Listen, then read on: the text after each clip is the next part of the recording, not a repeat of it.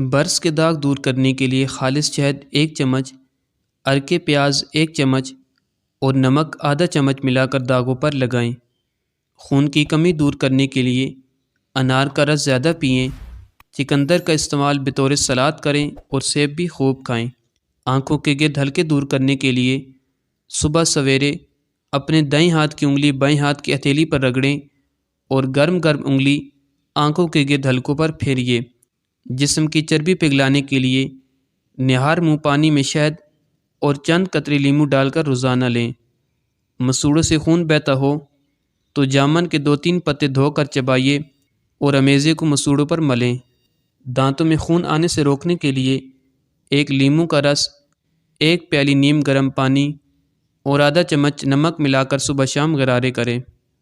قے روکنے کے لیے چھوٹی الائچی یا املی استعمال کریں۔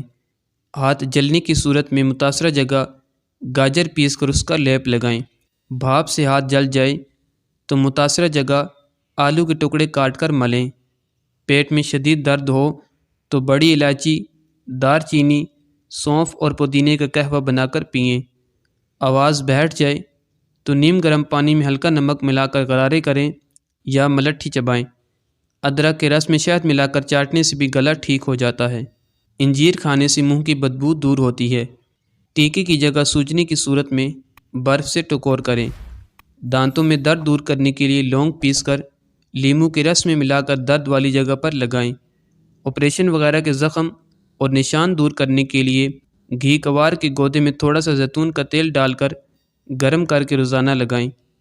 نیند نہ آتی ہو تو سونے سے پہلے پاؤں کے تلووں پر خالص سرسوں کے تیل کی مالش کریں اور 2 چمچ شہد کھا لیں۔ منہ کی بدبو دور کرنے کے لیے دن میں 2-3 بار سونف چبا کر کھائیے۔